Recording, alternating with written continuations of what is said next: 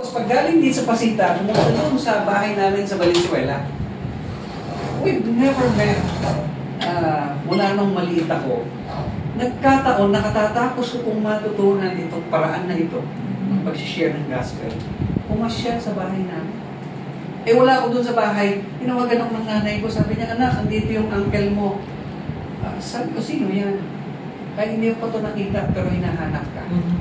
Adi, inisip ko, ano kaya ang magiging kwento namin? Sabi ng nanay ko, babalaan na kita, mapanlait itong tiyugin mo.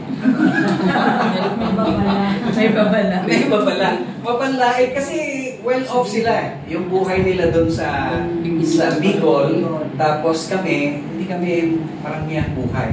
Sabi niya, kung sakaling pintasan ka, palagpasin mo na yun. To make the story short, nakarating ako ng bahay, 9 p.m. Pagdating doon, sinimulan na ako ng uncle ko. Bakit ka nagpastor? Walang pera dyan. Ano ba nangyari sa'yo? Paano kayo yayaman? Ganyan na. Imagine niyo, first time kayo magkita, tapos gaganunin ka ng uncle mo. Parang gusto mo sabihin, mas ka na nga. Pero syempre, hindi rin gagawin yun. Nakinig ako doon sa aking uncle, siguro natapos siyang magdadadaldal mga 11 na ng gabi. About 2 hours ako nakinig. Nagtiis ng mga panlalait niya. Hanggang, meron siyang sinabi na nakatouch ng aking attention. Sabi niya, anak, kahit mahirap kayo, napansin ko, masaya kayo. Anong dahilan bakit kayo masaya? Diba? So, nung sinabi niya yun, pagkakataon ko na para ako naman na magsalita. Parang sa isip ko, dumaldal ka na, nilangit-lahit mo na ako ng 2 oras, ako naman ngayon. It's my turn. Di ba ang ganda? Kasi naka-earn ako ng right para pakinggan. Kasi nakinig ako sa kanya. Nirespeto ko siya. Ito na kayo ng sulat. I started sharing. Sabi ko, ay, salamat po. Alam niyo, ang dahilan kung bakit kahit mahirap kami ay masaya. Kasi po lahat kami ay nakatitiyak na anumang mangyari sa amin ngayon sa langit at kami. Takot ko. Kundi parang, sounds familiar ba? Yes.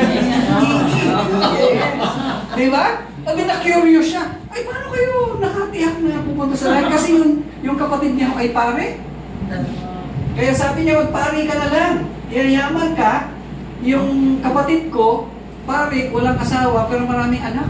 Diba? O pwede rin daw magkaanak, no? At to make the story short, I started sharing. Alam niyo, nung nagsalita ako, nakinig yung uncle ko. Tapos yung parents ko nag-pray doon sa kabilang room.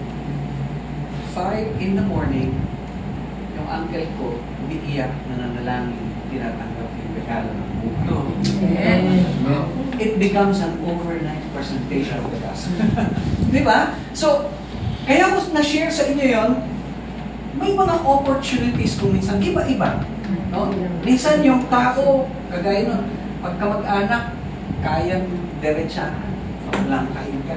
Lalo na tayong Pinoy, mas matanda, mas magaling. Yes.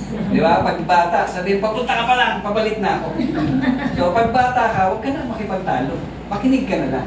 Pero pag merong opportunity, then you turn the opportunity para ma-share yung gospel. Okay? So, maybe today sinasabi nyo, hindi ako magaya ni Philip eh. So, yan, share niyo po dun sa group. And then, sabihin niyo, pakipray mo naman ako dito. Kasi dami kong pinalagpas ng opportunity. Para sa susunod, ay i-grab ko rin opportunity. Sige po, bigyan kayo ng 3 minutes.